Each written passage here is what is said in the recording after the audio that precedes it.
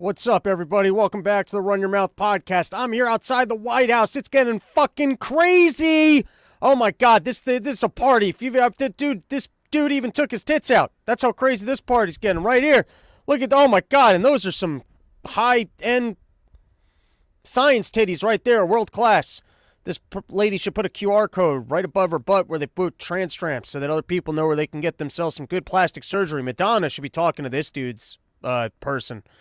Anyways, you want more on the reports about whether or not this man or lady standing behind me is or is not attractive? You're going to have to come out to Jacksonville this weekend. Saturday, it's the season opener for Summer Porch Tour, and I got a whole report on these here titties. So if you're interested in learning more about that and seeing me do stand-up, Jacksonville this Saturday, it's the Summer Porch Tour annual kickoff event. First time performing in Jacksonville. I know Florida's my people, and that's where I can yell horrible shit in backyard. So show the fuck up, Florida people. Jacksonville, come out. Season opener. Also, sadly, I'm a little bummed that I'm not going to be going to Pork Fest this year. It's always an amazing time, particularly last year. Put up that Meecock tent, got to do some live podcasts. It was a fun time.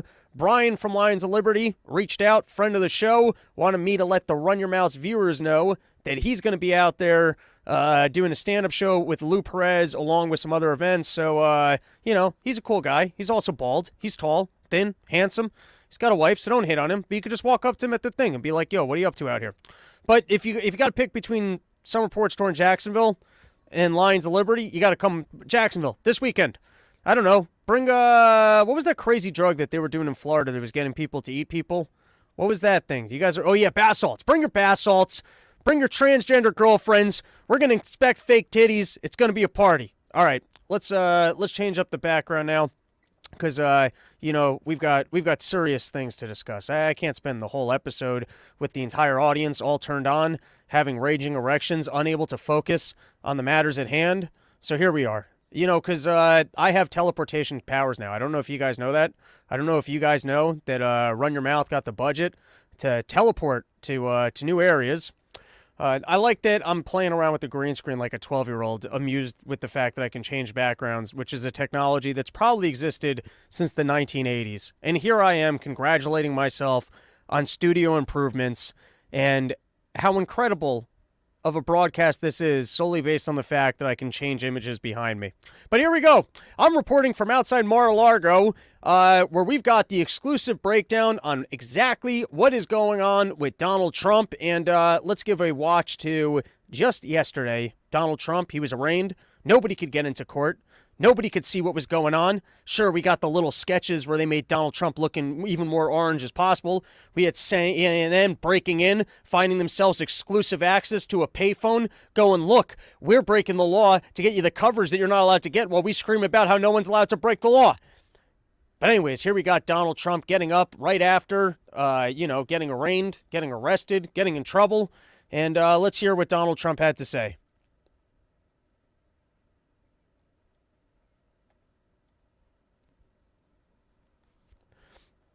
Are you guys able to hear that? I'm going to be honest, I can't hear that. I think I got to move over my speakers. What about you people in the chat? Are you guys able to hear this? Shauna Thornton, the bath salts were actually fake news. It was just a schizophrenic on plain old Mary Jane who was eating faces. Well, then bath salts are back in play. I actually did them once. It's pretty good. I don't recommend them. It was only once, but it was pretty good. No sound. Everyone's reporting no sound. All right, let's make some changes here. Don't worry. We'll get that sound going. We'll get that sound going. Let's try it this way so that I can hear the sound. Hold on. We're going to get that sound. Ooh. Wait. Let's see if you guys hear this. You guys tell me if you hear this now.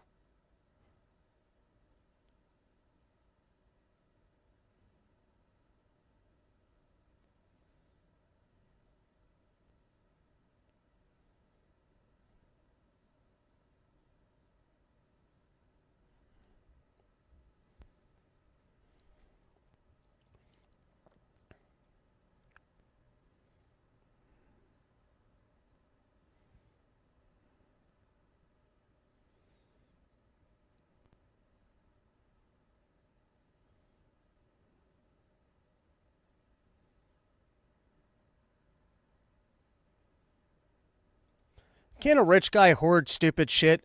I mean, this is the dream of dreams, to be so rich that you could throw shit into a box, just stash it in an extra bathroom that you have in your house, and not even be concerned about needing to actually break the boxes down. Because we've all moved. I still have boxes here from when I moved. Who doesn't have some boxes sitting around with random shit that you feel is precious and important in your life, but you have absolutely no interest in actually going through and putting together, unless you got a wife who's yelling at you? But if you're a single male, I'm sure you still got boxes in your apartment. I actually still have the box for this very desk that we're on, which is going to sit in the living room until I get down every other item of my to-do list in order before I can throw that away. That's my working system. You see what I'm saying? So it's like Donald Trump is living the dream, where he can have other people just pack up a box, and he's so rich, he even has just an extra bathroom around that he could stash boxes in. This man is living the dream, and we're going to give him shit for that? And so, of course, we've already done an episode where we broke down some of the dirty details of how insane it is that for all the crimes of U.S. presidents, we're going to get a guy in trouble for not returning documents on the government schedule. And so, here we go. I have... Donald Trump should hire me to defend him in court. I feel that if they took this run your mouth, including the titty opening, so that everyone on the jury was paying attention, because that's how you get everyone's interest. You got to throw some tits in front of them to go, listen, I know what you're into. And they go, I am into that. And then you go, but that's actually a dude. And they're like, what? And you go, you see, it wasn't what you expected. And now with that open mind that they can present things to you that weren't what you anticipated, I bring you the following evidence. You see, that's the kind of shit I can play. I can be running tricks on the jury. I could be showing them things just to be like, it's not what you thought it was. And then they go, oh my God, this guy's a magician. He's inside my brain. And then I would show them the other evidence and they go, okay, we're going with Donald Trump. So Donald Trump, if you need a new lawyer because you keep having to fire all your other ones, and then you got lawyers who are just taking notes for no reason so that they can hand them over to the government and just, basically just hand evidence to them, I'm not going to do that to you. Don't worry, I won't record any of our conversations. There'll be no evidence, and I'll be in great pictures of tits. Here we go. So this is the first thing that I wanted to focus on one of the elements that makes this whole charade so unfair. And watch last episode. It was one of the better episodes. We broke down the ridiculousness of the claim that this guy is going to get in trouble for not returning documents on the librarian schedule. But this is from the New York Times. Trump indictment shows critical evidence came from one of his own lawyers. And now I want to read this particular paragraph.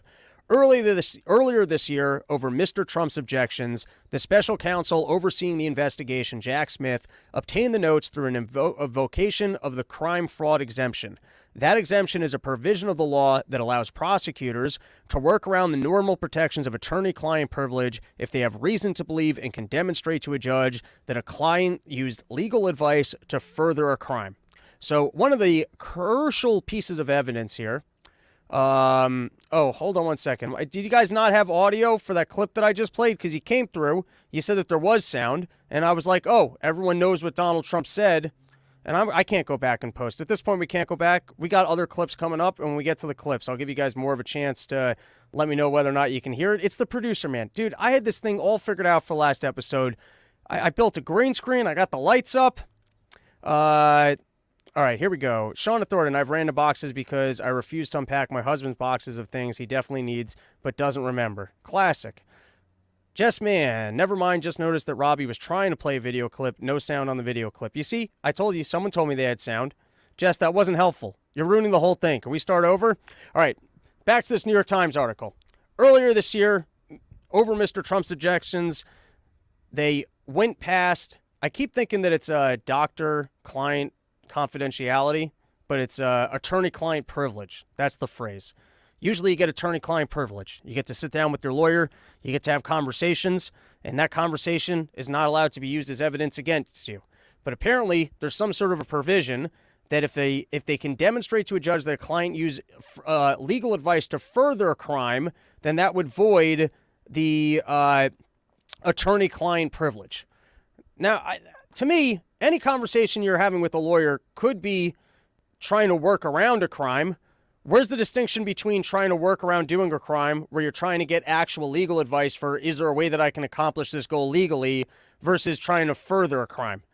I mean, like, yes, I guess if a lawyer tells you blatantly, hey, that's illegal, and then you go do it, but then, you went against the advice of the lawyer, I guess even there, maybe the lawyer shouldn't have to give testimony against you.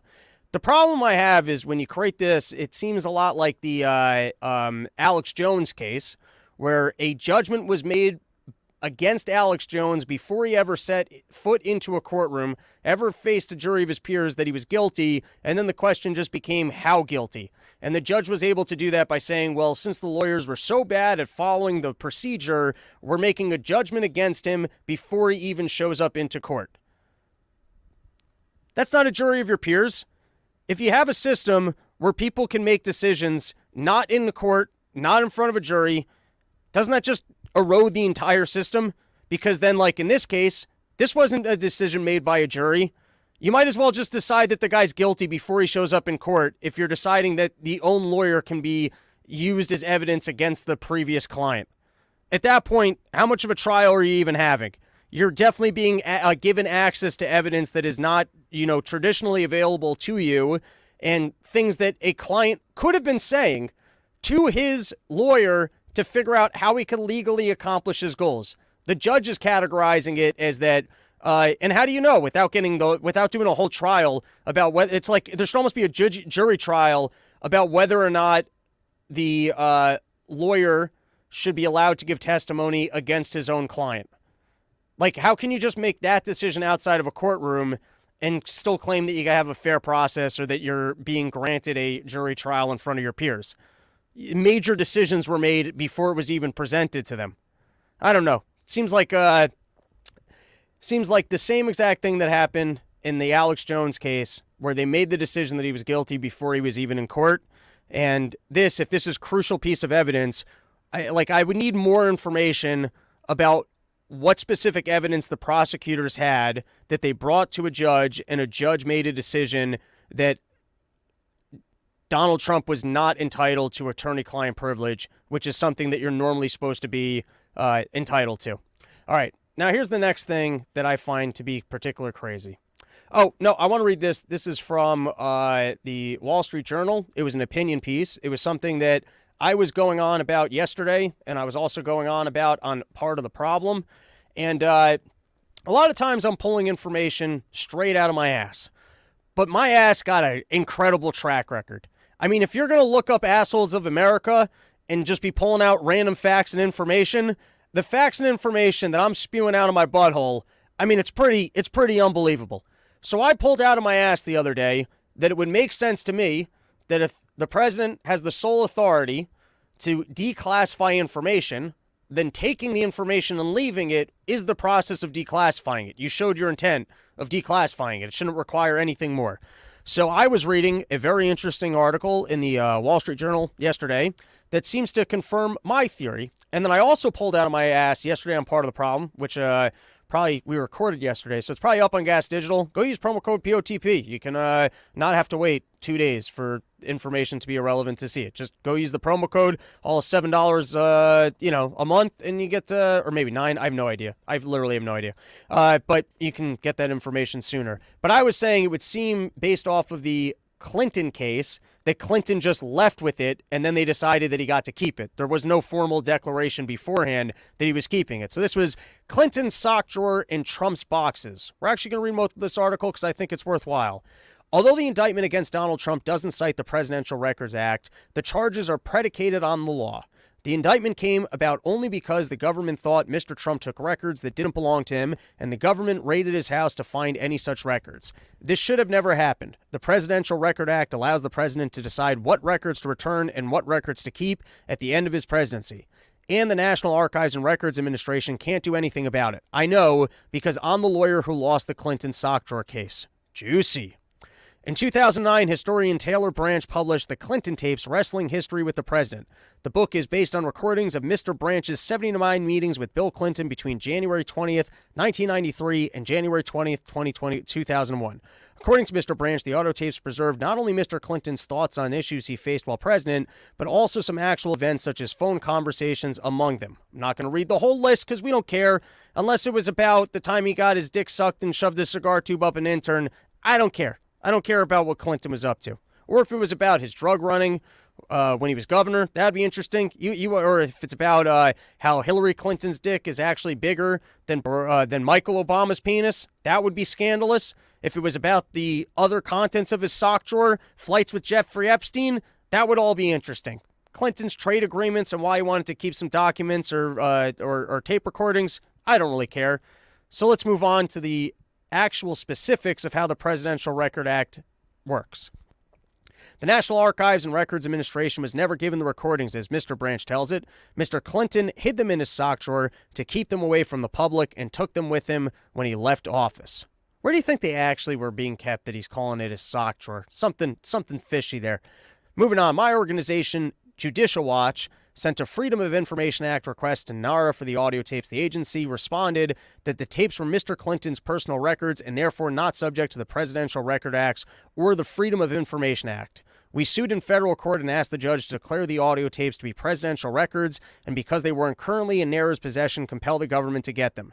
In defending NARA, the Justice Department argued that NARA doesn't have a duty to engage in a never-ending search for potential presidential records that weren't provided to NARA by the president at the end of his term. Nor, the department asserted, does the Presidential Records Act require NARA to appropriate potential presidential records forcibly. The government's position was that Congress has decided that the president and the president alone decide what is a presidential record and what isn't. He may take with him whatever records he chooses at the end of his term. Judge Amy Berman Jackson agreed, since the president is completely entrusted with the management and even the disposal of presidential records during his time in office, she said, it would be difficult for this court to conclude that Congress intended that he would have less authority to do what he pleases with what he considers to be his personal records.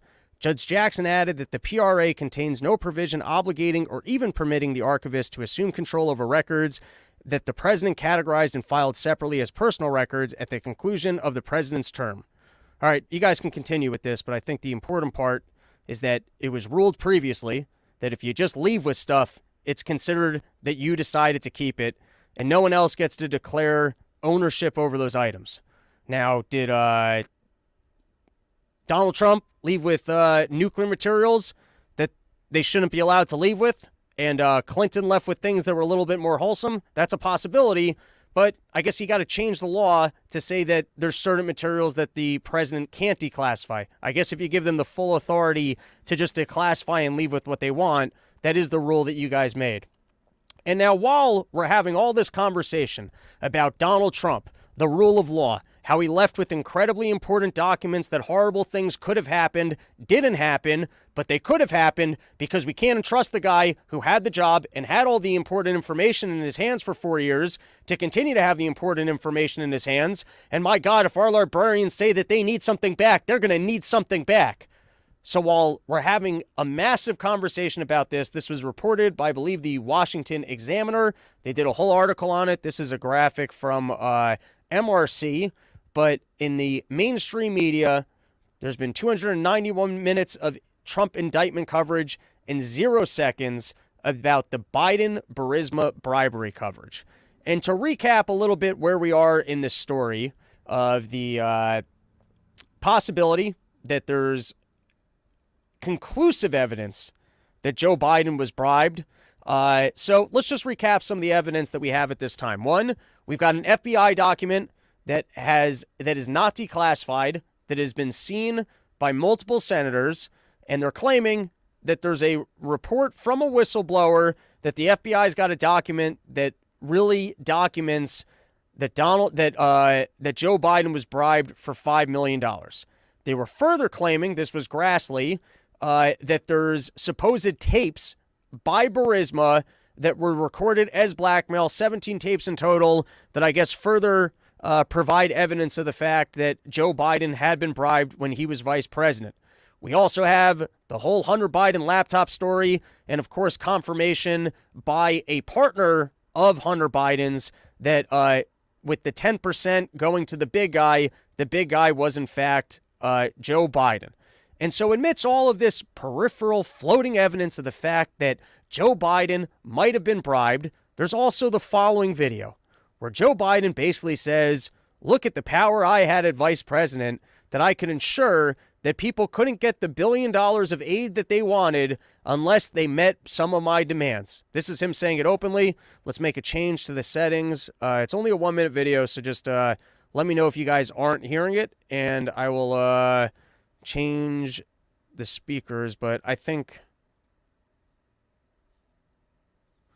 Hold on 1 second here. Oh, found my issue, everybody. Here we go. Here we go. This is going to work. If you guys don't hear it, just let me know.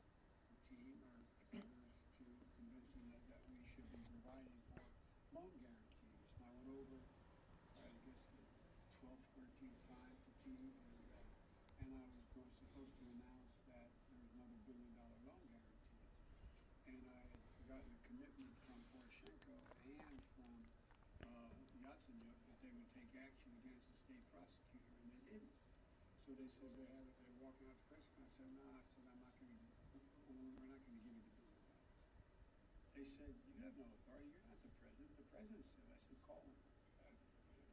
I said, I'm telling you, you're not getting $1 billion. I said, you're not getting $1 billion. I'm going to be leaving here. I think it was about 6 hours. I looked, I said, I'm leaving in 6 hours. If the prosecutor's not fired, you're not getting the money. Well, son of a bitch. Got fired. If the prosecutor's not fired, you're not getting the money. All right, I'm going to pull it back because it's really only 1 minute, and I think it's worth hearing. You guys were saying it's low audio. I think it's actually low audio just because the original file is low audio with Joe Biden speaking very lowly. But I did just change the setting. You guys tell me. And if not, I'll get this corrected for the next episode.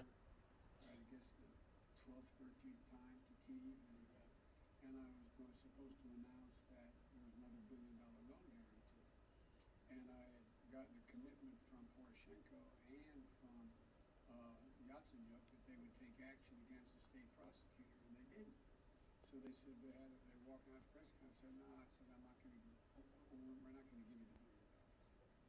They said, you have no authority. You're not the president. The president said, I said, call him. I said, I'm telling you, you're not getting $1 billion. All right. Well, we're moving on. That's basically Donald Trump. You guys can go look that up on YouTube. It's Joe Biden. Go look it up on YouTube. The video is only 1 minute.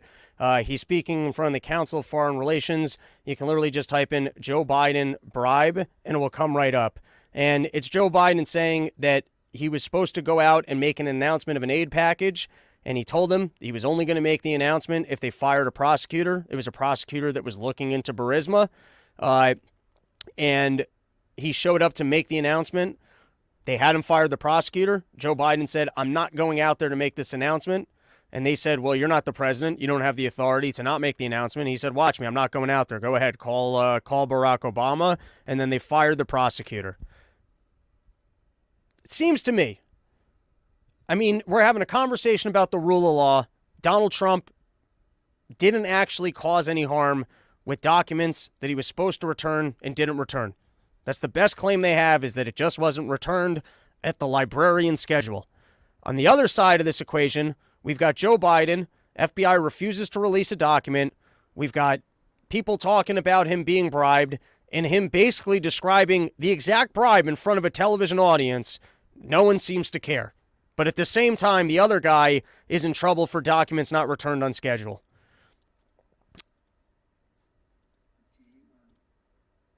Now, there were 2 other videos I wanted to play, but it really doesn't make a lot of sense to play them because for some reason, I don't think you... Well, you know what? I'm going to play like 30 seconds, and you guys tell me if the last video was low on sound because it was Joe Biden or if it's because of an improper setting. Thank you, Mr. Chairman. Thank you, Mr. Chairman. Mr. Abadi, let me just stay with you. You just started to answer Senator Blackburn's question that not releasing the 1023 or talking about it as a matter of life and death. Question of life and death, you said. Explain. It is potentially a question of life and death. All right, improper setting. Jesus Christ, dude. We're going to have to fire this producer. After all the money I'm spending on this studio, the fact that someone just fucks with the settings every single time I walk away from this computer. I got to stop renting this out to all these, You should see the parade of illegal immigrants that come in here and they do their cross the border show. That's actually why I needed to put up the green screen, because I don't like the green screen. I like the old background. I was good with the old background. I said the green screen's going to get distracting. I'm going to end up wanting to show tits to the audience. I'm going to end up wanting to change the settings. And they're like, listen, if you want to continue to broadcast this show to people about how they can or can't get over the border, taking super secret routes, you're going to need a green screen. And I said, fine, I'll make that investment. All right.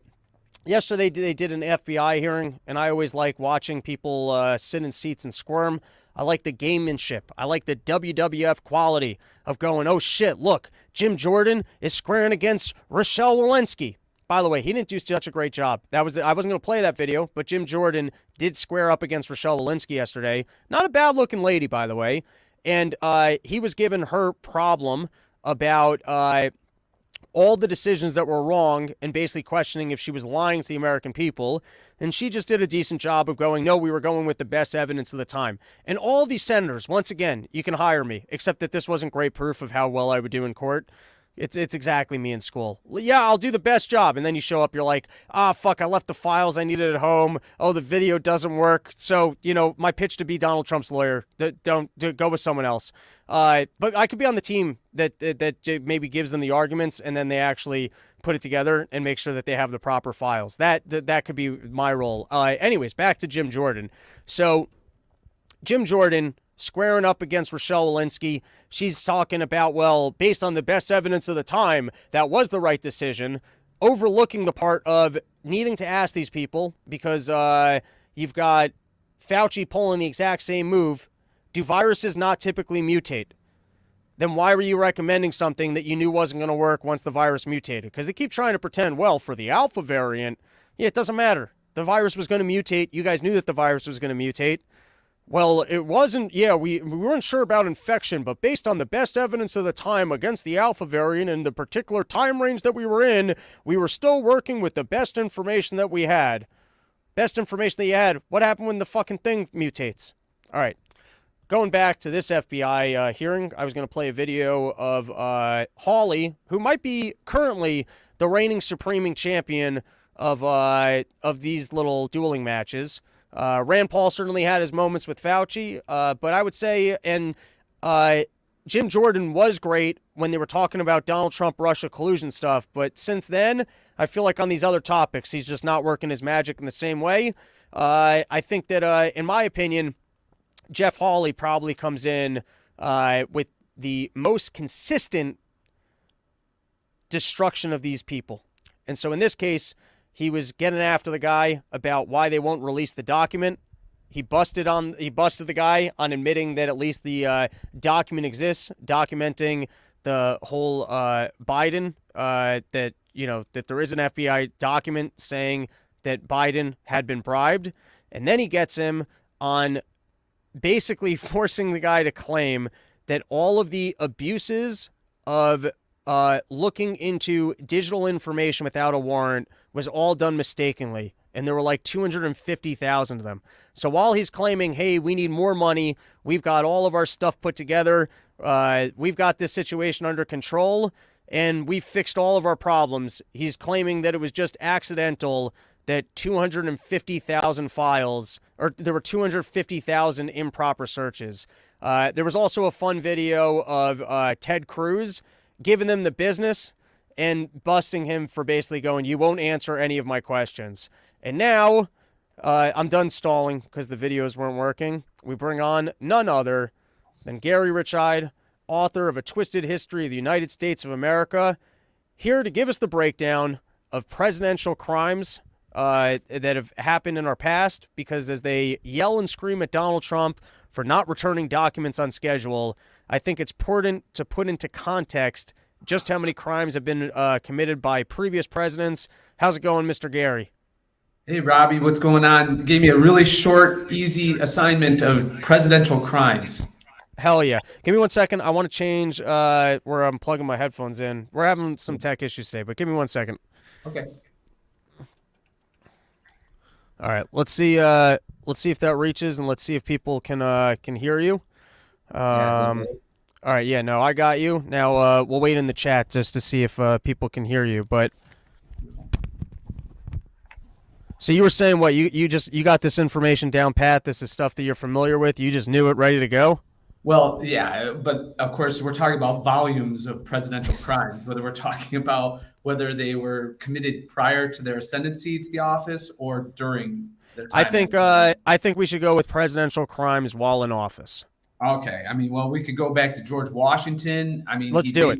Let's get the recap. Let's get the education. All right. George Washington is a cuck for Hamilton. Okay. So, I mean, this is a strong start already. I like it.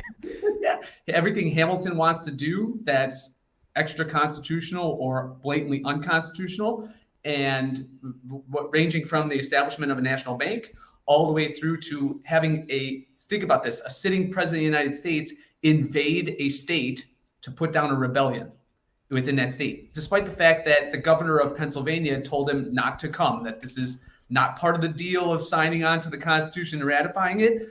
Still, Hamilton's grand plan was to have the federal army of the United States, led by the biggest name in the United States at that time, George Washington as president, go and invade Pennsylvania to suppress the Whiskey Rebellion. This was obviously illegal and unconstitutional, but it was done anyway to establish, again, supremacy of the federal government over that of the states and federalism.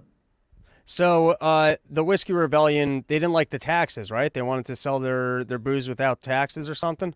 Exactly. So the situation was in the western parts of these states, western Pennsylvania, New York, a lot of the people were poor, so they couldn't grow wheat because wheat, when you cut it, it rots right away. So you have to have means of conveyance like roads, canals, to get the wheat from the farms into the city centers or towns for it to be consumed.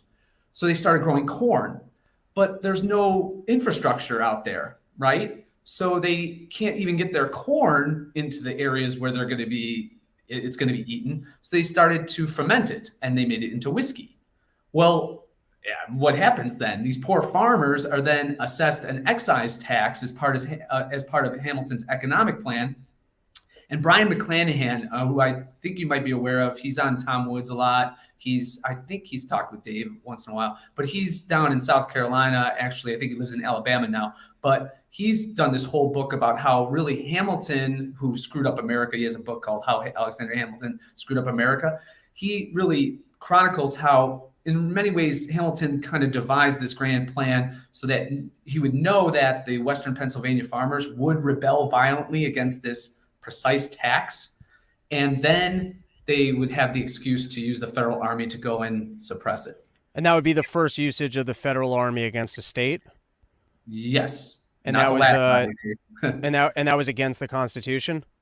Well, yeah, because it wasn't. There's no clarity within the Constitution. There's no power delegated to Congress or the president that they can invade a sovereign state. Remember that as the states signed on and ratified the Constitution, many of them were explicit in saying that should the Constitution or should this new federal government or national government abjure its responsibilities or worse, contradict what's already the delegated powers within Article 1, Section 8, that they have a right to leave. New York, Virginia, Rhode Island all had this within their ratification documents. So the idea that a federal army could go in and invade a state, even though its executive, its governor said, we don't want you here, you don't have the right to be here, it was trampled upon that limitation by Hamilton and Washington. All right, crime number one, George Washington invading New Jersey to punish some poor farmers. Any other juicy George Washington crimes? Well, let's see. All right, let's move on. Let's move on to Neutrality Acts. It's like unconstitutional, but so go ahead. This is how uneducated I am. Who's second president after George Washington? John Adams. All right, so what's John Adams' big crimes? Well, he passes these Alien and Sedition Acts, which is going to be relevant to what we're going to talk about with Trump in a moment. So these Alien and Sedition Acts were passed by these Federalist Congress and the powers that be within New England from 1796 to 1800. And basically, we were involved in a war with France. It was called a quasi-war with France, okay?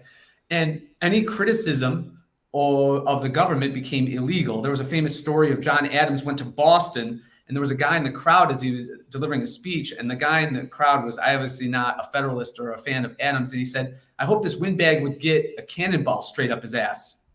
And over people who are Adams fans overheard this, and that guy got thrown in jail because of these sedition acts, just because he made a threatening remark about the sitting president of the United States.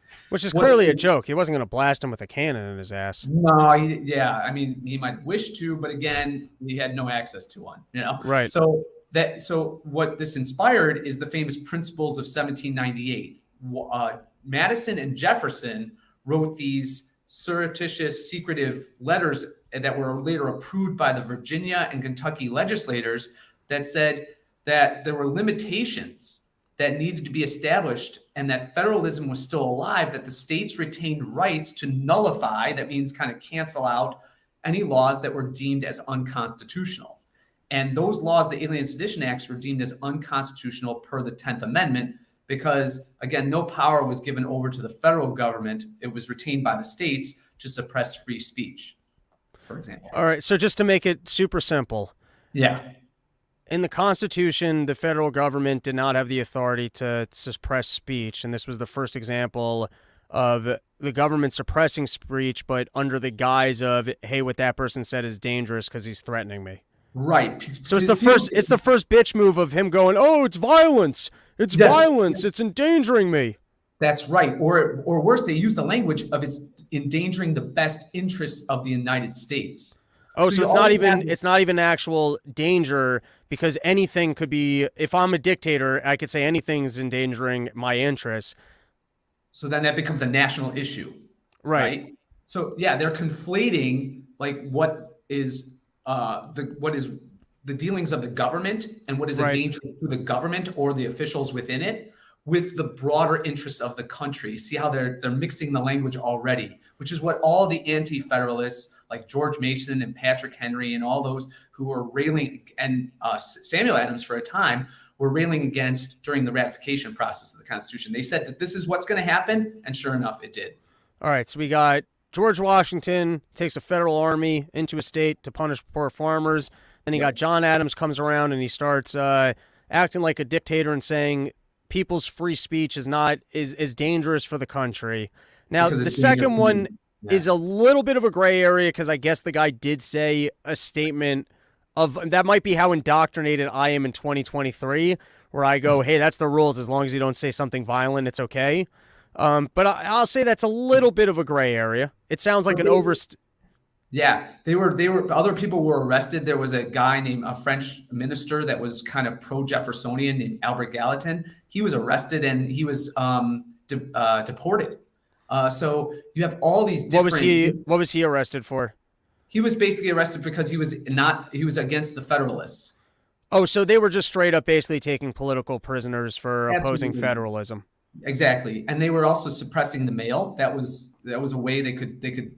Because the mail was running through at times the U.S. Postal Service instead of private, they could seize the mail and stop it, which is interesting because that is in the Espionage Act that's being used. And later, there was another Sedition Act in 1918 under Woodrow Wilson, and those are the acts that are being used to indict Trump. All right, so now who's next? Okay, well, Lincoln. I mean, we could do a whole segment on all the crimes Lincoln did, but I mean. Let's keep them brief. I guess the biggest one is just going to be the Civil War and how many people he basically threw into slavery and had killed. Yep, that's it. And we could still have slaves. No, I didn't just make that joke. Well, I mean, what you have in the Civil War, remember, is two slave republics fighting each other. Because slavery. Is it true that there was a large amount of black slave owners in the South? Is that a true claim? What do you mean by large? I mean, we're talking about comparatively speaking. So I guess from what I like, all right, I just get random like Snapple flags that float around in my brain, right? Yeah. And so the slave trade, I mean, it wasn't whites that were putting blacks onto the boats. There was major slave trade everywhere. But then from what I understand, it was like less than 1% of the South owned slaves at that time or owned plantations. I don't know exactly the stat. And then amongst that 1%, I've heard that some of like the biggest farms were actually run by blacks that owned black slaves. But I know nothing about this, so I'm curious and asking. Well, there were more people, somewhere around 10 to 15% of white Southerners owned a slave. So we're talking more so along those lines. But in terms of those who own somewhere around 50 to 100 or even 1,000 slaves, we're talking about well below 1%. I mean, we're talking very small numbers. The wild thing about the Civil War, real quickly, is that poor whites who had every reason to sort of side with blacks against the white patriarchy that was really suppressing them. Because remember, slavery is a labor inhibitor for whites. So long as slavery persists, free whites can't get those jobs, right? Or that type of labor or opportunity, one might say. So one might want to call upon, if you're a free white, a poor white, to get rid of slavery. And there are instances, in fact, and historians have chronicled this, of poor whites supporting slave rebellions, or poor whites, especially earlier on in the 18-teens, 20s, 30s, into the 40s. But by the 1850s and 60s, as abolitionism and anti-Southern kind of rhetoric ramps up in the North, what the white patriarchy was able to do was to make poor whites believe that their route to social and economic ascendancy was owning a slave. So they became so pro-slavery because they saw it as a stepping stone. That was like the owning a Cadillac of that day. Precisely. That was it. And then the rich whites, the patriarchy, was able to convince the poor whites that, well, look, the Unionists are coming to take our slaves away and not compensate us. This is our way. This is where they had deposited most of their capital. It's like if someone was to come and take your car or your house, that's where they had placed most of their capital. So just on that secondary question, though, of how many black slave owners were there, is that a real thing? It was a real thing. There were actually Cherokee Indian slave owners, particularly in Georgia, and in the Carolinas, a little bit west of there too. So it was, slavery as an institution was so what we might call nuanced. And remember what we were talking about with black slave owners, and then more so black servants who were more sort of on a hierarchy. Running the system. Those were also employed as free black and as even slaves and compensated as such. It was just a mixed bag. I mean, it's very simple for everyone to talk today about slavery as like one type of practice and institution, but it was tremendously diverse and multifaceted. And where you were and served as a slave dictated what your conditions were as much as the owner and what you're doing in your daily life. All right, so now let's go. All right, quickly, top 3 Lincoln crimes. Oh, well, okay. Firing upon Fort Sumter when everyone told him not to because it was going to start a war. I mean, the other thing is you have to recognize that he was talk about being a cuck and a total bitch. He was a total cuck and a total bitch to the railroad industry. People don't understand that the reason he was able to ascend in terms of finances and then politically was because he was a lawyer for the biggest railroads in Illinois. His biggest commission came from the Illinois Central Railroad.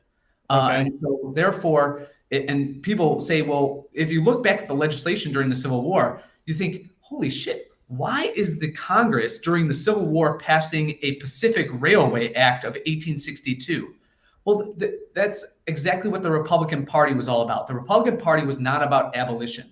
It was about making sure that the West was set off as land that the federal government could dispose and then hand to their cronies and crony industrialists in the railroad industry and the mining industry so that they could control the land and get huge federal land subsidies from doling out all these bills and largesse to their friends. That's what it was. That's what the tariff was all about too. So, and that's now, was there any, that certainly is corruption. Was that actually criminal at the time? Was there like and now I'm not saying that they probably shouldn't have had a law to make that criminal, but like, was that kind of, I guess, profiteering? I mean, it's the same racket. It goes all the way back then. You work for a lobby industry, you get into government, you make sure that you can dole out rewards. I guess back then, having a rail line, and now it's big pharma, it's wars we're fighting, it's everything. So, it's funny that you got that structural problem going all the way back to then. And even now we've got problems that you can there's like legally there's a revolving door. I get to work at the FDA and then I get to get hired by Pfizer. I get to work at NIH and get paid by those companies and then go work by those companies. So we almost have a legal problem when it comes to kind of the lobbying and revolving door. I'm curious Right. if back then there was anything that actually made that criminal. Or if you're, Newt Gingrich or Lindsey Graham, when he finally gets out of there, he'll go work for Boeing or something like that as a Right. lobbyist on K Street. Yeah, it's exactly. Well, that was going on back then too. There weren't a lot of anti-corruption laws, but it's clearly graft. It's clearly, it's essentially a very complicated and structured bribe system. So Lincoln was a railman the whole time, didn't care about the war. He cared about remember, he has this weird mystical religion about the Union. A house Right. divided against itself cannot stand, and all these things. And the Union must endure. The Union must survive. And why the Union was so holy to him, who knows? Okay. Right. But it was. But remember, the rest of those, let's call them like political entrepreneurs who use the government for their own, protectionism and the roads. They were entrenched in the Republican Party. They were entrenched in the Lincoln administration, and they made sure that so long as those northern states where all the industrialists were located and operating, when they had control of the Union without any Southerners getting in their way, especially in the Senate, they were going to pass bills to make sure that all of their control was established and cemented. And then even after the war, you had representatives like Thaddeus Stevens, who just came out openly and said, well, basically, the war and Reconstruction was all about making sure that the national government was forever in the hands of what he called the party of the Union. And everybody knew the party of the Union was the Republican Party. All right. So Lincoln was a railroad man, working for the railroads, putting people into slavery to go fight so he could expand railroads and get coal profits. Any other major Lincoln crimes? Lincoln's just a fun one to attack because so many people look at him as being the best president. Yeah. He suspends habeas corpus. He arrests officials without trial. And then he says, here's the funny feature. He says that, of course, there are provisions that allow Congress to suspend habeas corpus, i.e. the right to a speedy trial and not indeterminate jail terms, right? In the cases of rebellion, right? So he says, in that case, well, look, I've taken on the power of Congress, and as a military measure, I'm suspending the laws. This is a rebellion.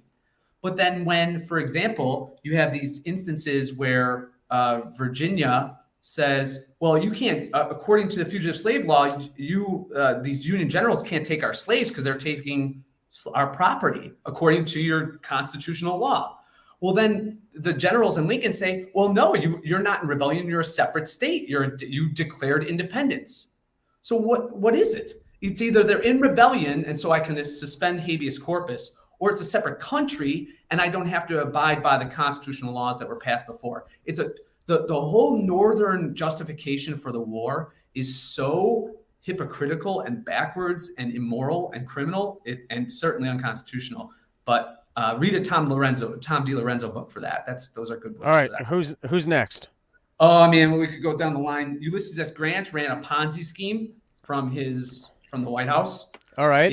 This thing called Credit Mobilier, again, dealing with railroads. Essentially, you had investor group, a Ponzi scheme, investor group A, investor group B, investor group C. You just run the Ponzi scheme. They were selling railroad stock, which was in a boom at the time in the 1860s and 1870s. It reached the highest levels of the Grant administration. He claimed he had nothing to do with it. That was probably bullshit. He certainly knew about it.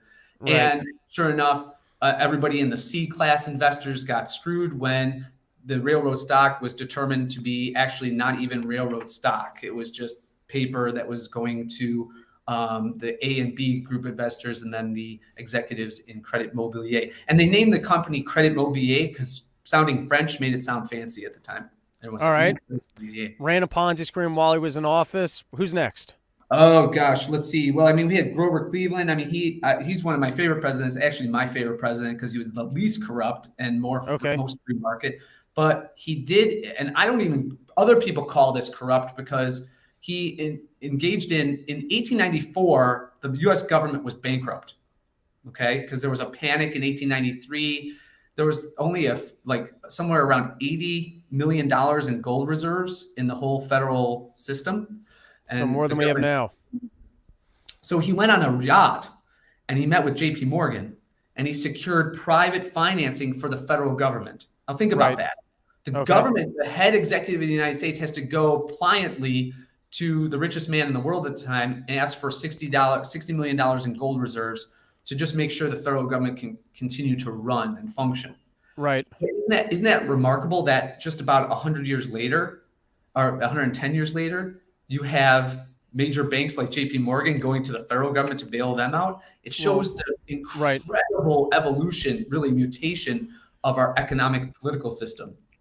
Well, back then, because even when you like read about governments, I guess from the past, like borrowing from the Rothschilds to fund wars, I guess governments kind of understood that they can't just print money. And so money has to exist in order for them to spend it. So they would have to actually go out and borrow it. When the scheme changed and they just went, oh, we can just invent the money. Well, then when they can just invent the money, then the same bankers who helped you create the scheme to make it seem legitimate that you can invent the money are going to get their slice of the pie, and you're going to be sending the money. That's kind of, seems to me, the historical switch there. And then think about how when the switch flipped, how those same bankers are then the financiers to war companies and armament companies. And then as a result of wanting to make money, they have to make sure that there's perpetual conflict somewhere around the globe and perpetual empire. And that's a thing that we're going to get to too. All right, so Glover Cleveland, but why was that? Why was that against the law to go borrow money? It wasn't against the law. It wasn't against the law. He negotiated, and it was passed as an act through Congress. So he did everything sort of above order. But people will say that was an illegal act simply because he was meeting and negotiating with to resolve this, and it was very supposedly secretive, even though everyone knew that he was doing it with JP Morgan on JP Morgan's yacht. I mean. The reason I bring that up is because progressives tend to bring that up as a major crime, and I think that's BS. So okay, what do we got next? Well, Theodore Roosevelt. I mean, oh my God, this guy. He was he did his criminality largely through executive orders. I mean, if you look back at 19th century presidents, the average executive orders that they passed were somewhere in a 4-year term around 11, 12, 13. Okay, right. In a 7-year term. So it was actually 7+ year term. He passed 1,154 executive orders. Right. And when I say passed, I mean just wrote them essentially into law. And these executive orders ranged from seizing state lands to make federal parks, which was clearly unconstitutional, but he just. And I heard that was a Pacific Railroad play as well, in terms of helping the Pacific Railroad run lines to destinations. Correct. So I think Keystone was just to basically drum up some business for the Pacific Railroad. Yeah. I mean, you got these railroad companies that, by the way, they're subsidized by the federal government, and they tried to incentivize them in the best way. And Tom Woods does a great job explaining what a clusterfuck it was for the Transcontinental Railroad, because they were incentivized to build lines quickly. They did it shitty. And then they put lines in like little locales where there was a powerful politician. In Washington, it made no economic sense. And then worst of all, because they were incentivized to build as much line as possible, when the Transcontinental Railroad was finally about to meet in 1869 in Utah, they ran parallel lines. Just to keep going. Right, because they want to keep the thing going. Also, it was an ecological disaster too, because the more mountainous areas, they got more money for, so they just blew up mountainsides. Right. Because they would say then, well, we need more money for this, and they got it from the federal government. But same thing with the national park play. I mean, he said it was for conservationism, and there was a big debate with John Muir and all these other ecologists of the time, or environmentalists of the time, whether we should just leave it pristine or leave it for some human use and the like. But all it was is really a power play of the federal government, and Teddy was criminal in that. Even before he was president, I mean, he inspired the Spanish-American War. Without him, we likely don't go to war with Spain. And that's a really pivotal event in American history, because it's from that point that America goes from an empire that was essentially an American empire building out against Native Americans and, of course, Southerners after the Civil War, and into transoceanic colonies. We're going to get the Philippines and Guam, and where is this coming from that we're able to, as an American republic and democracy that seceded from Great Britain, then subjugate other peoples? But he was responsible for that. And then didn't he seize gold? That was FDR. Okay, FDR seized gold, but then Roosevelt didn't. Was he the New Deal? No, FDR's New Deal. You see, it's amazing how uneducated I am. It's great. I love it. So what were Roosevelt's other crimes? Oh my God. Let's see. Well, he basically tries to manipulate an annexation of the Dominican Republic just because he wants to during Right. president, and then the whole scandal of getting the canal zone from Panama. He almost got us in a war with Colombia of all countries in trying to get he dealt with this really corrupt French businessman to get the canal rights to build a canal in Panama. He sent the U.S. Navy without congressional approval to Colombia. Was trying to hold on to Panama. Panama was a province of Colombia. Right. And what he did was he sent the U.S. Navy without congressional approval to intercept the Colombian Navy when they tried to make sure that the Panamanians didn't gain their independence. We inspired an insurrection, the Roosevelt administration did, in Panama to break them away so that we could get the canal zone. All right. Who's next? Oh, let's see. Well, let's go with Woodrow Wilson. I mean, Okay. we talk about absolute criminal. I mean, what I did was he has so many crimes that it's hard to measure from. Even if we're talking about the legal passage of things like the income tax and the way he worked in the different amendments that allowed for the income tax to go in the 17th Amendment, for example, or 18th Amendment too. So then you have How did he convince people to take on an income tax? this is the most underappreciated thing that is so sinister that Wilson did. Okay, so I'm going to really try to summarize this. There was this push because we're talking about the progressive era, right? Right. And there's this push to have government come in and seize railroads, limit tariffs because tariffs were seen as taxes that helped industry, Right. to help and also move to a silver standard, okay, away from a gold standard, because that was supposed to help the farmers who are always in debt. Because silver was inflationary, it's easier to pay off debt, right? Right. So he uses this kind of push that William Jennings Bryan and other populists and progressives had done. And he says, look, I'm going to enable the federal government to do all these things, to seize railroads and create these laws like the Hepburn Act in 1906, which he was in favor of, but Roosevelt passed because he was president at the time, to limit the size of these monopolies and robber barons and all these things. And government's going to come in and be the fair judge and referee of all of these things.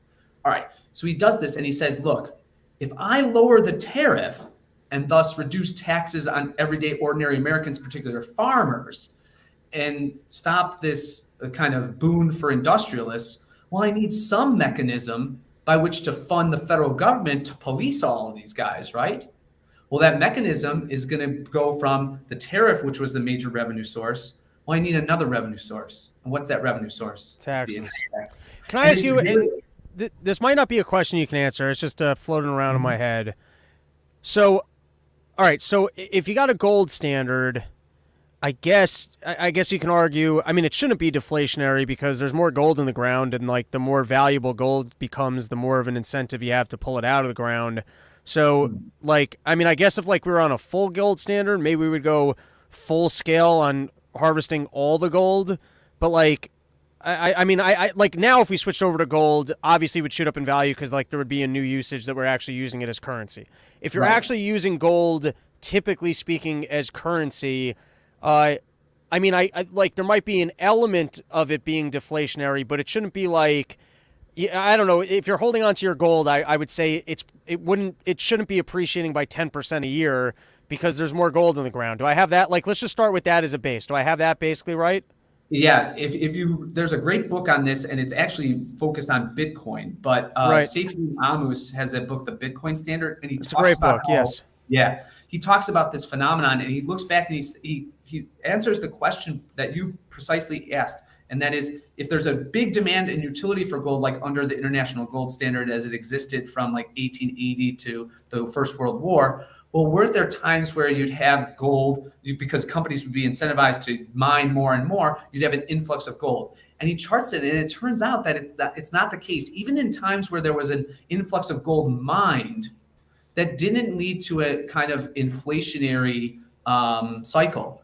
And because people started to hold on to it, they still found it to be valuable. I guess I'm stating the opposite, that if gold went up tremendously in value, I would think your gold miners would want to then actually produce more of it, which would kind of balance out the, well, all right, but getting back to the I guess the broader point with the farmers, which doesn't really make sense to me.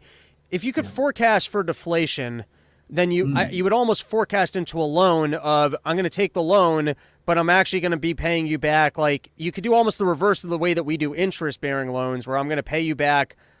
I don't know, maybe you can't operate this way, but I'm actually going to pay you back relative to what it was worth at the time that I took it, plus a percentage, not relative to like where you would almost have to do that in deflation. If not, farmers would just have to charge significantly higher prices, and they would be able to dictate that, because at the end of the day, they're the food supply.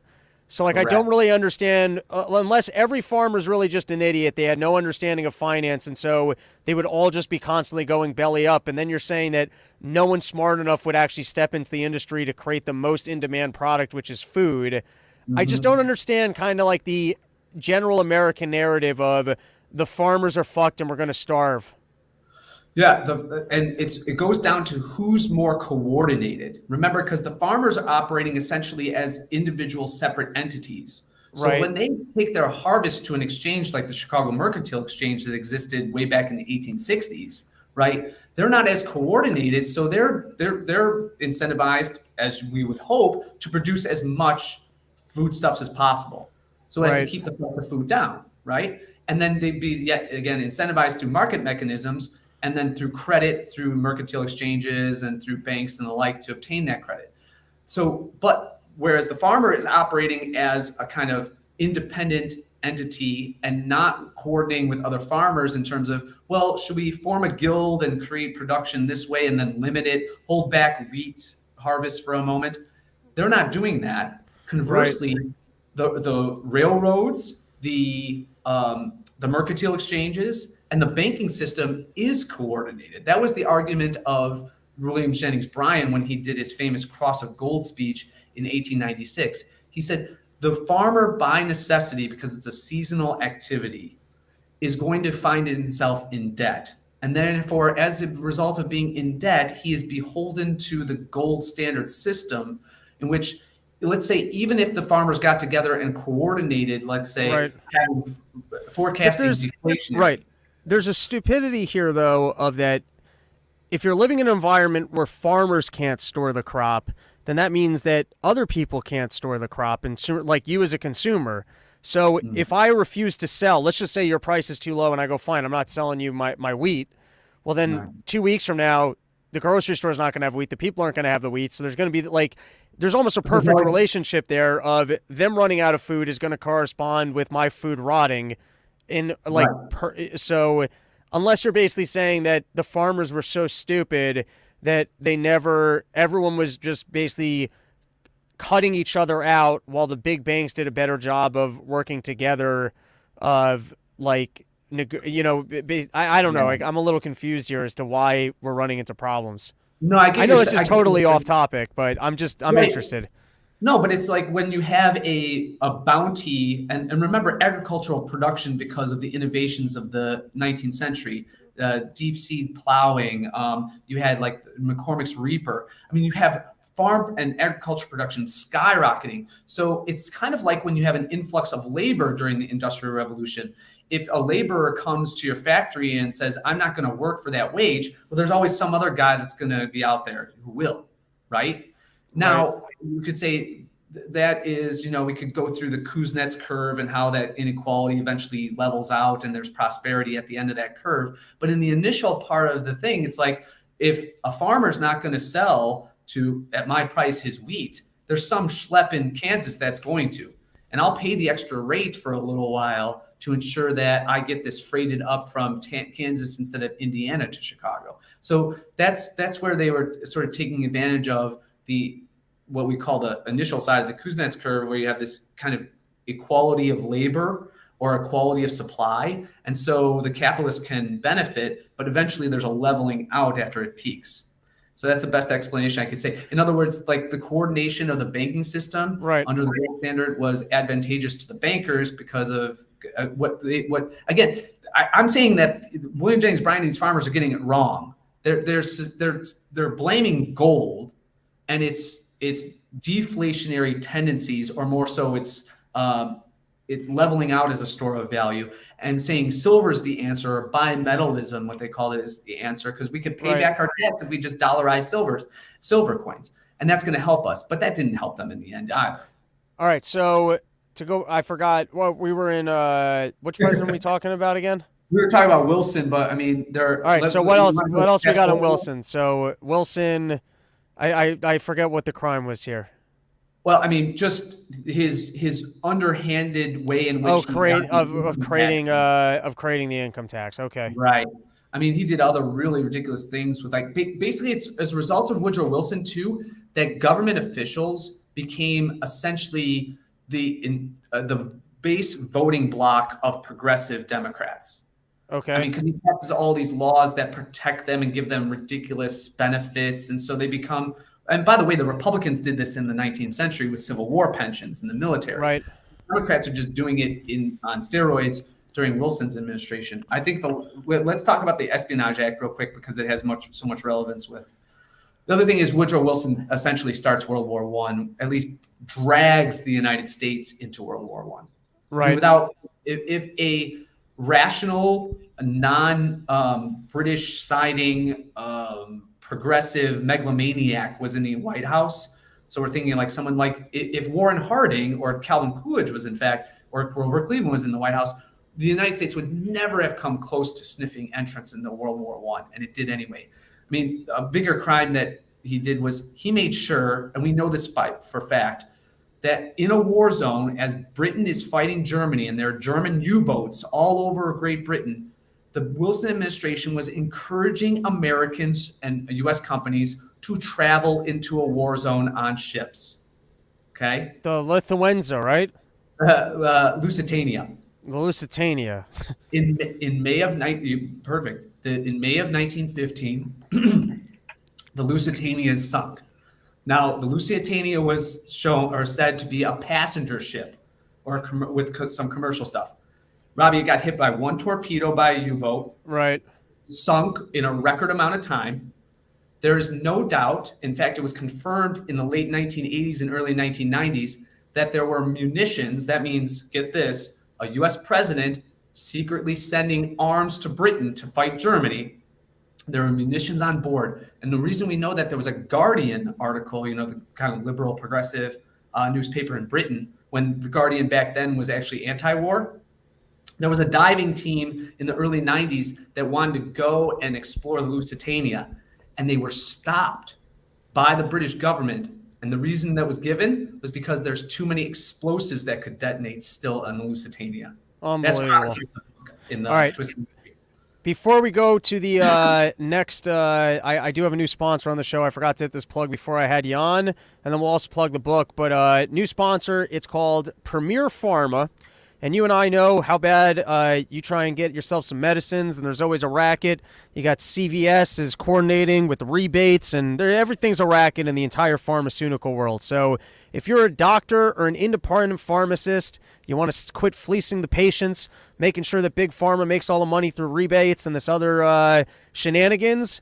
Well, with Premier Pharma, you've got better options on the secondary market. I believe that this is for generic drugs to get them at better costs so that you can pass them on to all these dying grandmas trying to live off their Social Security and their other nonsense without the pharmaceutical companies making all the money.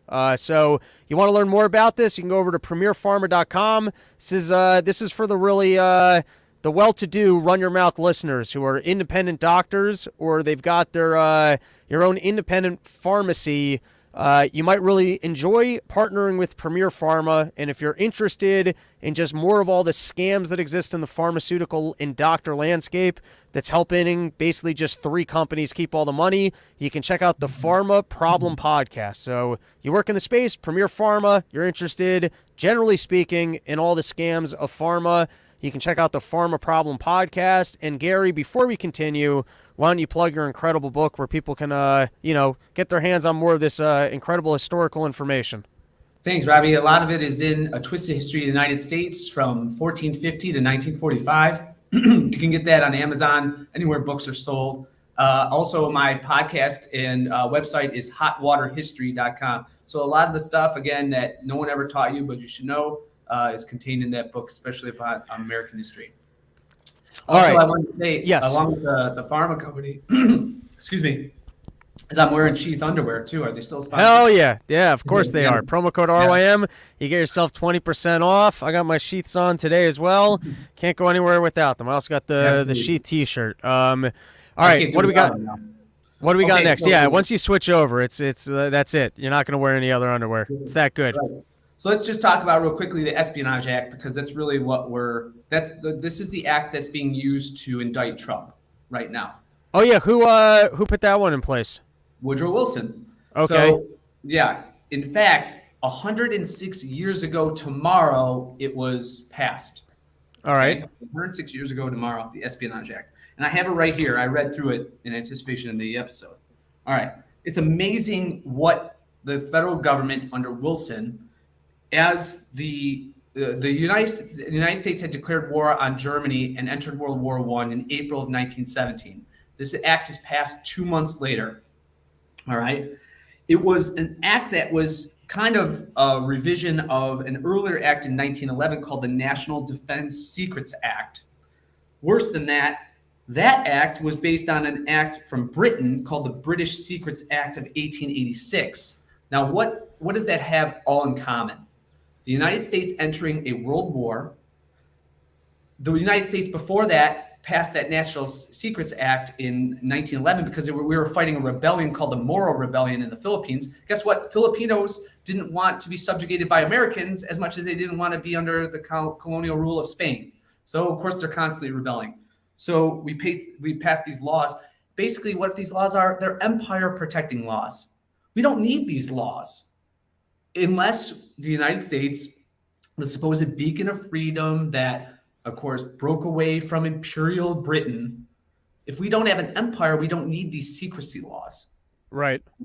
If we're doing what had been very American and just worrying about ruling ourselves, defending the country, and engaged in basic free market and capitalistic enterprise, none of this matters. Like, for example, with all these documents that are being tossed around and are in different locations, whether it's Biden or Obama or Trump, I look back and Andrew Jackson, this is fantastic. Andrew Jackson said when he was questioned about documents being leaked from the White House and from Congress, he goes, he said, this was, I'm paraphrasing here, but he said, I care not a whit if anyone has access to all of my documents.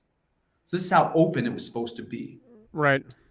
Why the need for all the secrecy unless you're doing underhanded shit to advance American imperial missions? And that's exactly what the Espionage Act is all about. It basically made illegal any kind of things that the government, of course, just like any sedition act, by the way, another sedition act was passed in 1819, anything the government determined was injurious to the national interests of the United States and the government of the United States, interesting that they include that, is then you could face jail time. It was up to 20 years. And in the Espionage Act, if it was done during a time of war, it was punishable by death or imprisonment for not more than 30 years. So it's a capital offense now. And so with the Espionage Act, like, is it so broad that what do you have to, like, if you're just, I guess, even handing over the crimes of government, like, do you have to actually be spying for a foreign adversary, or they purposely made it very broad that reporting on any activities is essentially a crime? That's a great question. And here's the thing. I wondered the same thing myself. Is it during war where we're sharing secrets with a belligerent nation? Right. Or does it cover any country? And it says explicitly any foreign nation. Right. So, and look at, right. So you can call up Canada and say, hey, I've got some intelligence on the Russians who are up at your northern border, and theoretically you might have just violated this act. And Not now you did. Right. But then how are you ever able to share intelligence? Are you supposed to go through a court beforehand to get it approved? Like, it sounds to me like any sharing of any information could potentially be a violation of the way that this is written, or at least the way that I understand it as presented. And that's why the rule of law is just a bullshit concept. It's all dependent on the subjective evaluation or assessment of the reader. Right. Or those who are in power. I mean, like, for example, I'll read a portion of it to you, a real quick one. This is section 1. He says the law says that whoever, for the purpose of obtaining information respecting the national defense with intent or reason to believe that the information to be obtained is to be used to the injury of the United States or to the advantage of any foreign nation, goes upon, enters, flies over, or otherwise obtains information. And then it goes into concerning any vessel, aircraft, dockyard, canal. So you could say that the very law is criminal itself. That's it. All right. That's it. So now I'm curious to know, since that law was enacted over the last 103 years that it existed, how many people have been prosecuted under it? Oh, that's a good question, and I don't know the answer to it. Because it sounds like it's almost incredible if you think about it. So 103 years ago, they wrote a law that they're like, hey, how do we make sure that nobody's reporting on anything that goes on in government? Like, what's like kind of the fail-safe law that we can prosecute anybody at any time and say that them just reporting on activities here is treason?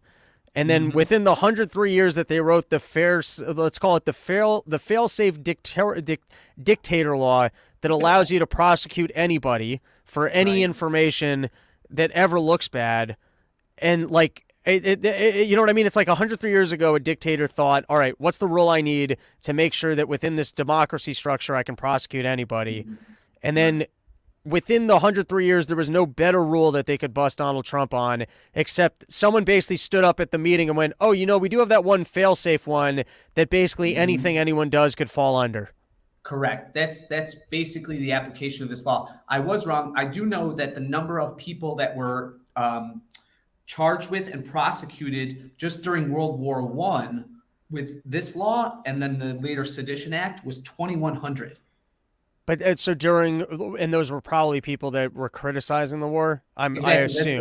I assume there weren't 2,100 Americans in World War I that knew specific military secrets that were sharing with the Allies. Of course not. And many of them were like Eugene Debs. They were mailing out mailings, which again became illegal under these acts, that were working against the draft and conscription. So interesting. Right. Or any arguments that were sort of for American non-involvement or non-intervention in the war fell under the Sedition Acts. Right. So thus far, just for the sake of technical accuracy, we're not exploring crimes as much as we're exploring presidential policies that clearly undermine the structure of how an honest democracy would work. Correct. Or we're using the same laws that are said to preserve democracy and preserve this republic from outside. Actually, are empire. They're all empire laws. Precisely, to create the American empire. I mean, I feel like Cicero in the Roman Republic, where you're constantly saying, this is an empire, we're not supposed to be an empire. And yet it's clearly what it operates and has operated as, certainly since Theodore Roosevelt, perhaps even earlier with the Spanish-American War. All right, so now we just did Woodrow Wilson, gets the income tax, gets us into World War I, and creates corrupt government systems to police basically dissent, which, to recap, was the treason, the American treason, whatever, which is what they're busting Donald Trump under, and then the American, what is it, seditious? Espionage and Sedition Acts. Espionage and, I'll read it someday and get it down. All right, who's next? No, let's go back to our last time I was on the show when we talked about FDR. All right. FDR, throughout his presidency, broke the Espionage Act. Okay. He was knowingly giving information to the Russians. Precisely. How is this? And he had operative, knowing agents of the Soviet Union within his White House and his administration. So the idea that you have one progressive president, Woodrow Wilson, who passes the Espionage Act to preserve democracy, and then the guy who called Woodrow Wilson his political daddy, who styled his political career on Woodrow Wilson, and by the way, his domestic and foreign policies on Wilsonianism, then breaks this law over and over and openly again, and it's never brought up. Is just shows you how arbitrary the laws. And let's talk about the government expansion, seizing gold, internment camps, the New Deals, and all of the socialism that he instituted. Give it to us. Didn't he also expand the Supreme Court? He tried to. That was one thing that the Congress balked at. So he tried to expand the Supreme Court to get some of his more radical bills, like the Wagner Act, which was so pro-union, and others, the National Industrial Recovery Act, which essentially was not really anything different than what Lenin had attempted to do in the Soviet Union with unions and with farming and with acquisition, or essentially government running of major industries. That's what was going on there. But that was ruled unconstitutional at different points. But I mean, what we have in FDR is a man who, remember, I think I told you last time, the first day he was in office, he turned to one of his officials, I think it was Henry Stimson, who was the Secretary of Defense or War at the time, and he said, how can we get involved in a war with Japan? This is the first day in the Oval Office. Japan's not a belligerent nation. But it's because, just like his distant relative, his second cousin or whatever, Theodore Roosevelt, he saw the United States as being destined for empire, and Japan was the major competitor in the Pacific. And then we get into the New Deal. The crimes there are just manifest and manifold. The idea that, another thing about Roosevelt, he campaigns in 1940 as a peacenik. He goes to Boston and he says in an open speech, he says, your sons are not going off to any foreign wars. And there's a good reason to go to Boston and say that, because no Irish man is going to go fight for Britain again. Right. So all the Bostonians are like, okay, well, we're not going to do war. And sure enough, once he gets elected, he sees that that's a political mandate, and he passes Lend-Lease in 1941. And sure enough, we get dragged into the war by the Roosevelt administration because he's picking a fight with Germany and Japan throughout the rest of those years. So those are, how about from the Holocaust perspective? 1938, a ship from Western Europe carrying about 1,100 Jewish refugees from Germany and Austria and Western Europe comes to U.S. shores. They refuse the immigrants' entry, the refugees. They sail down to Cuba. They come back, and the refugees were actually writing, as some of them are committing suicide by throwing themselves overboard because they're fearing going back to Nazi Germany or Austria, occupied Austria at the time. So they're starting to commit suicide. There's a humanitarian disaster aboard the ship. They write personal letters that we know Roosevelt received, and he never gave them an answer. And so the ship had to go back. And of the 1,100, something like 900 died in the Holocaust. So this idea that Roosevelt was, I don't know what's going on in Germany, is all BS too. He was a absolute war criminal and should be prosecuted as such, or should have been. What were his war crimes? Well, think about, for example, the whole idea of funding the Soviet Union as it's carrying out enormous atrocities throughout, the world and in Europe. His war crimes were, of course, subverting Congress and just usurping all of the congressional oversight of the war by engaging in all of these spy networks and the like. The whole idea of the secretive Manhattan Project program. How is that in a republic? If we were truly a functioning republic, why would congressional officials not have detailed understanding of a weapons program of that size, scope, magnitude, and power? All right. Who's next? I went to, there are a lot of the other ones, but I just why don't we jump ahead to the Bush, but the more recent ones. Let's go Clinton, Bush, Obama. Well, Clinton, Bush, Obama, talk about sharing any secrets of the United States. Especially handing out things to perceived allies. Whether we're talking about, Clinton engaged in the Serbian war without having any kind of congressional oversight. The whole idea, by the way, of the United States operating as being able to the president to be able to participate in war for 60 days without congressional oversight or approval is insane. But think about, as a result of that, the president has been given a kind of carte blanche to do exactly what the Espionage Act forbade him to do, or any person within the United States, and that's to share military secrets, even with allies, even production goals or output. We're not that's covered in the Espionage Act. And these people, it's as if, like, the Espionage Act was never written, and then these presidents act from Clinton. I mean, George H.W. Bush sharing secrets about how the Kuwaitis were stealing oil from the Iraqis, and then who was it? I forget. It was one of his underlings basically gave Saddam Hussein permission to invade Kuwait, and then we start the Gulf War the next year. Right. Really, so the Espionage Act is the law in the books that everyone's violating literally every day. And it's just, it's like the little button of, oh, we want to get this guy in trouble, we'll declare it to be this. Right. I mean, are you really saying that during the whole no-fly zones over Iraq throughout the 1990s, that the Clinton administration was not sharing secrets with the French and the British that were helping us carry out those missions? That's insane. That would fall under the Espionage Act as punishable by law. And yet it was done anyway. Or how about let's go back to Reagan. Let's stick with the same region.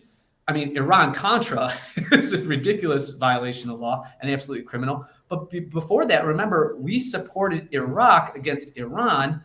And even as it's come out, this is what's even more scandalous, a lot of the chemical weapons that were unleashed by Saddam Hussein against the Iranians were manufactured in, guess what? The Netherlands, Germany, and Great Britain, okay? And we were the ones shipping them to Iraq to fight this war because we didn't like the revolutionary Islamic regime in Iran. So again, these are military secrets, not approved by Congress to do that, and yet it was, of course, done anyway. All right, and then, all right, let's go back to Clinton. What other Clinton crimes do we got? I know that his governor, he was working with the CIA to bring drugs in while drugs were illegal in this country. Oh, and if you're speaking of Reagan crimes, he was also in on that drug racket. Right. The Iran-Contra funneling, CIA funneling flights of enormous drug shipments into. There's a great movie. Have you seen that American-made movie with Tom Cruise? Yeah, that's a good movie where he's running the drugs. Right. So that was all under Reagan and George H.W. Bush. Clinton, I mean, you're getting into things like, again, when you're sharing all this information with allies, NATO allies, even underhand dealings. I mean, like, for example, what was given, this hasn't been answered. You'll remember that in the 1980s and even in the early 90s, Libya under Gaddafi was just kind of a mortal enemy of the United States. He carried out that bombing in which his daughter died and like under Reagan. And then Libya switches after it abandons its nuclear program. But what were the benefits? What were the military? I'm fairly certain that a lot of military goods and aid went into Libya from the United States. How about, let's just go back to Obama and Trump for a moment. I mean, think about how we're aiding, and this is Dave's kit and caboodle, the Yemeni war. I mean, we're sharing secrets with the Saudis. So, I mean, Scott Horton says that the Saudi planes, which were F-14s, which were manufactured in the United States and sold off to Saudi Arabia, they were using U.S. aircraft carriers to fly off them. And I didn't know this, but every time a plane takes off, the tires are done. So you have to replace the tires. So they basically just throw the tires they throw the tires in the ocean. Every single time? This is what Scott. On military planes? That must be specifically if they're landing on those on the aircraft carriers. But I know nothing about that. I don't know. All right, so let's jump to Bush. The tires. So we've got Bush. He's torturing people down in Gitmo. There's no trials. You're spying on the American citizens. Dave talks about that stuff all the time. Then we got Obama. He's droning people. No declaration of war, but basically continues that for his entire duration. Any other major crimes of Obama? How about beyond Gitmo? How about all those dark sites where we were shipping off terrorists from Afghanistan to Pakistan? I think we still do that. I still think we do that. We just ship them to Kazakhstan. Yeah. Right. Let other people torture them.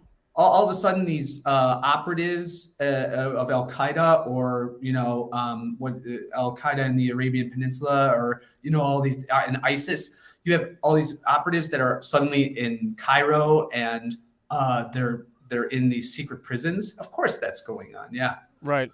All right. There we go. Thorough recap.